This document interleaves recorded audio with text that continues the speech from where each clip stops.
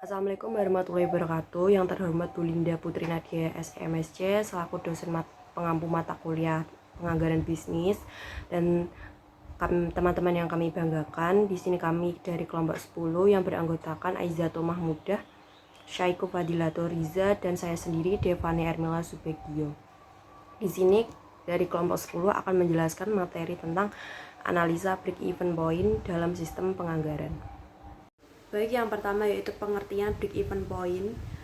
Break-even point atau disingkat dengan BEP merupakan suatu titik impas di mana laba yang didapatkan mempunyai nilai setara dengan yang diperlukan dalam sebuah usaha atau disebut dengan tidak mengalami kerugian. Dalam posisi tersebut, laba bernilai 0 berarti tidak untung ataupun tidak rugi. Kondisi BEP ini bisa muncul apabila perusahaan menggunakan biaya tetap dalam operasionalnya, sedangkan volume penjualan hanya cukup menutup biaya tetap beserta variabel yang ada. Selanjutnya yaitu pengertian break-even point menurut para ahli. Yang pertama ada dari Mulyadi. Menurut Mulyadi, BEP diartikan sebagai impas, yaitu keadaan di mana usaha tidak mendapatkan laba tapi tidak menderita kerugian. Dengan kata lain, usaha tersebut dikatakan impas apabila jumlah pendapatannya sama dengan jumlah biaya atau jika laba kontribusi digunakan untuk menutup biaya saja. Nah, untuk pengertian kedua dari Harahap, break-even point adalah kondisi atau kinerja perusahaan di mana titik adanya laba dan tidak mengalami kerugian. Dengan kata lain, semua biaya yang sudah dikeluarkan bisa tertutup dari pendapatan suatu produk. Manfaat dari break-even point. Manfaat dari break-even point yang pertama yaitu membantu perusahaan atau pebisnis untuk mengambil langkah yang lebih efisien. BEP merupakan salah satu cara untuk menghitung apakah suatu produk yang dijual bisa menguntungkan perusahaan atau tidak. Oleh sebab itu, dengan menghitung BEP, maka perusahaan akan menjadi lebih mudah untuk menentukan langkah apa yang harus dilakukan agar perusahaan tersebut menjadi lebih berkembang dan maju. Yang kedua, dapat membuat estimasi waktu balik modal, di mana pengusaha menjadi lebih mudah dalam menentukan estimasi waktu untuk balik modal. Setiap pengusaha atau bisnis pastinya menginginkan untuk balik modal. Dengan menghitung BEP, maka pembisnis bisa menghitung perputaran penjualan suatu produk sehingga bisa mengetahui kapan waktu untuk balik modal, entah itu dalam hitungan tahun atau bulan. Nah, yang selanjutnya itu manfaatnya yaitu dari profitabilitas dalam suatu bisnis, di mana dapat meningkatkan profitabilitas dalam suatu bisnis. Hal ini dapat terjadi karena dengan menghitung BEP, maka perusahaan menjadi lebih mudah dalam melakukan Point atau BEP. BEP memiliki fungsi untuk mengefisiensikan apa yang diproduksi guna mendapatkan keuntungan yang optimal. Fungsi dari BEP antara lain: 1. Menentukan besaran volume barang. BEP memiliki fungsi untuk menentukan besaran volume barang yang akan diproduksi. Setelah dapat menentukan volume produksi, maka dengan BEP pengusaha bisa memproyeksikan laba dari perusahaan. 2. Memudahkan untuk menentukan langkah. Seorang pebisnis atau pengusaha juga bisa menentukan langkah yang efisien untuk kedepannya. Contohnya, menentukan langkah untuk mengurangi beban yang dianggap tidak perlu dalam kinerja perusahaan. Hal ini dapat dilakukan dengan membuat BEP terlebih dahulu. 3. Mengetahui perubahan nilai keuntungan. Fungsi dari BEP berperan tinggi dalam mengetahui perubahan nilai keuntungan yang mungkin saja terjadi jika suatu perubahan harga dari produk. Hal ini sebenarnya didapatkan dari pengertian bahwa nilai BEP dan harga produk yang dijual berada dalam satu garis linier. Oleh sebab itu, jika salah satu poin dalam definisi tersebut tinggi, maka poin lainnya yang berada dalam garis tersebut juga akan tinggi. Asumsi dari analisis break-even. 1. Biaya terbagi pada berbagai tingkat kegiatan juga tidak berubah. Biaya tetap per unit produk sama untuk berbagai tingkat produksi. 2. Harga jual produk perusahaan pada berbagai tingkat penjualan tidak mengalami perubahan. Tingkat penjualan sama dengan tingkat produksi. 4. Tidak terdapat perubahan pada tingkat persediaan. Semua biaya secara langsung atau berpengaruh terhadap penjualan. 5. Biaya yang diperkirakan itu dapat dipisahkan mana yang tetap dan mana yang merupakan biaya tetap.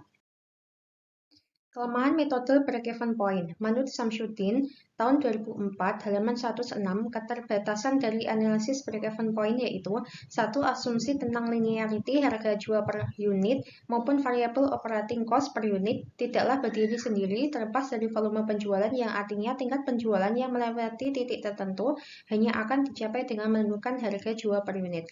Hal ini tentu saja akan menyebabkan garis revenue tidak akan lurus melainkan melengkung. 2. Klasifikasi biaya. Kesulitan di dalam mengklasifikasikan biaya karena adanya biaya semi variabel di mana biaya ini tetap sampai dengan tingkat tertentu dan kemudian berubah-ubah setelah melewati titik tersebut.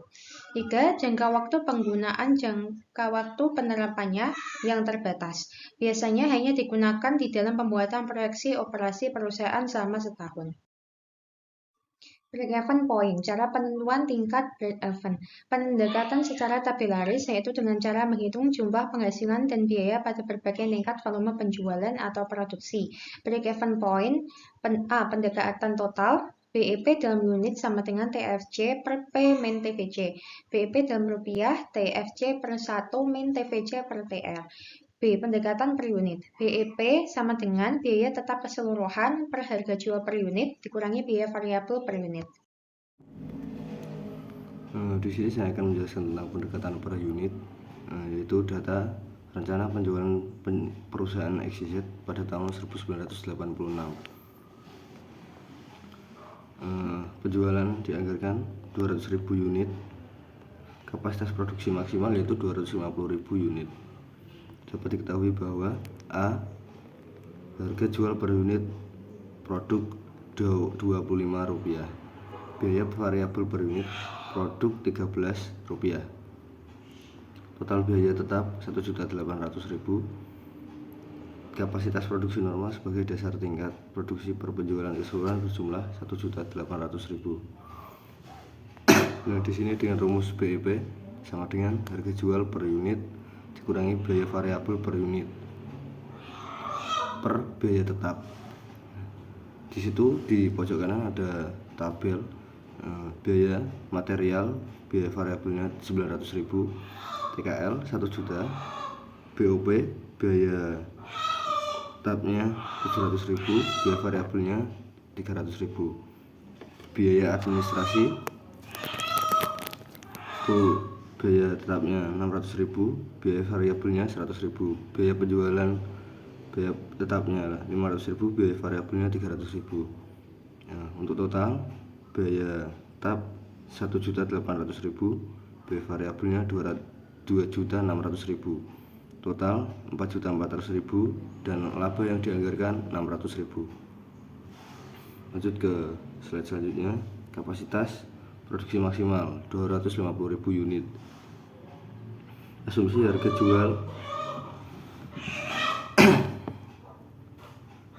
A. Harga jual per unit 25.000. B. Biaya variabel untuk tiap produk Rp13. Dalam kurung 2.600.000 dibagi 200.000 unit. C. Beban tetap produksi maupun biaya usaha keseluruhan berjumlah 1.800.000. Perkiraan laba pada berbagai tingkat produksi per penjualan sebagai berikut. Itu penghasilan Rp25.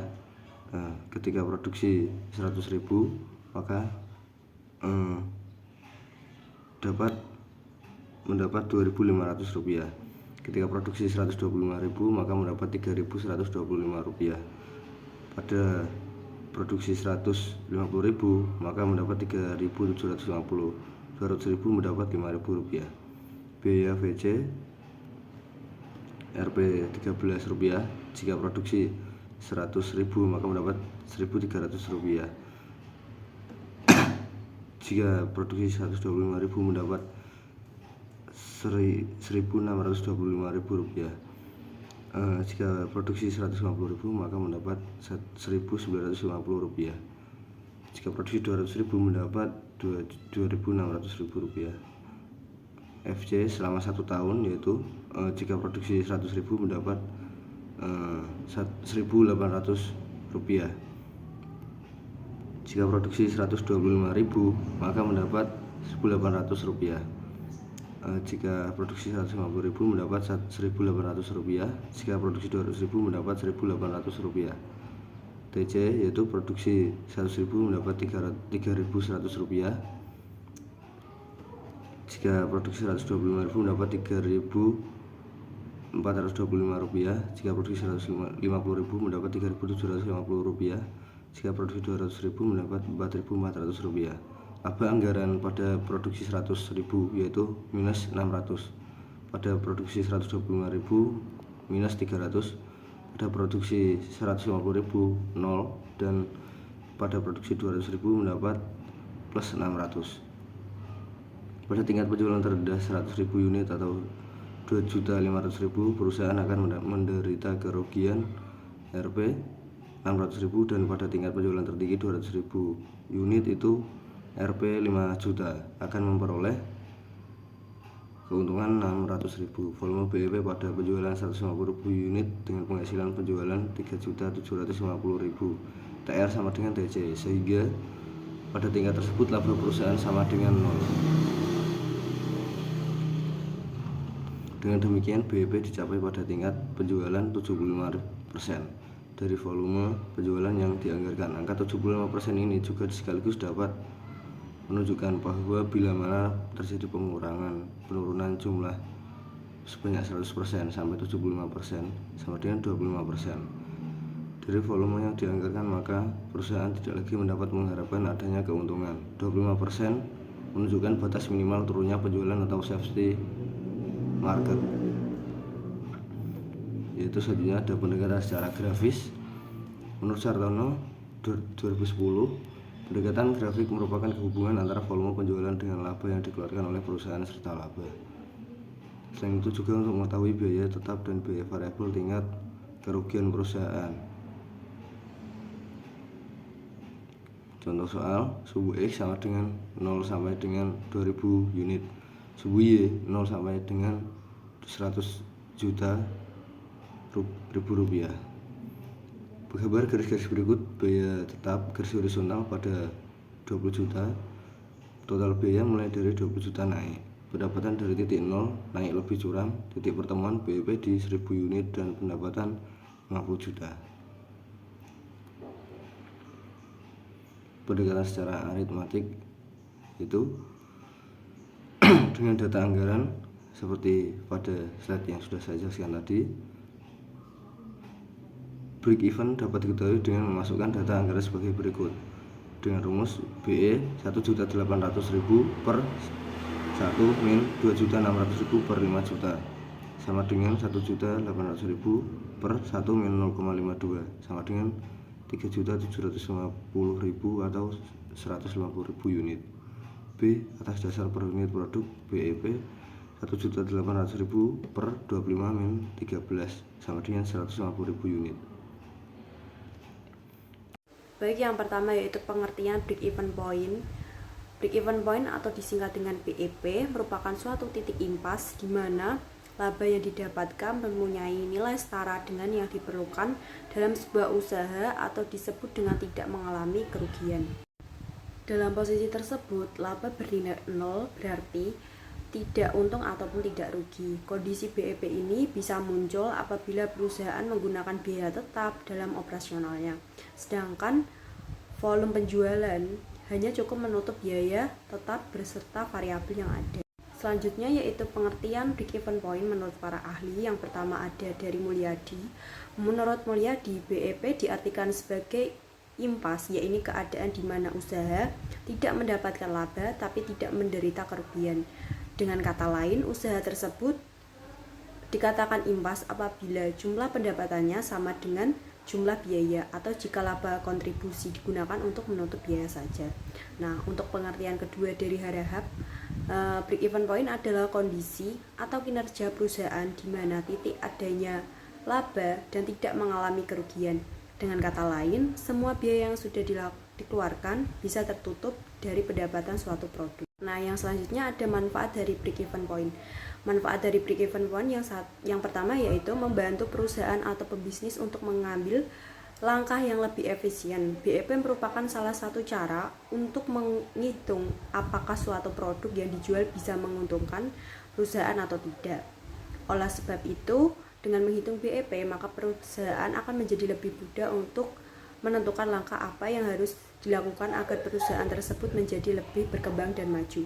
Yang kedua, dapat membuat estimasi waktu balik modal, di mana pengusaha menjadi lebih mudah dalam menentukan estimasi waktu untuk balik modal. Setiap pengusaha atau pembisnis pastinya menginginkan untuk balik modal.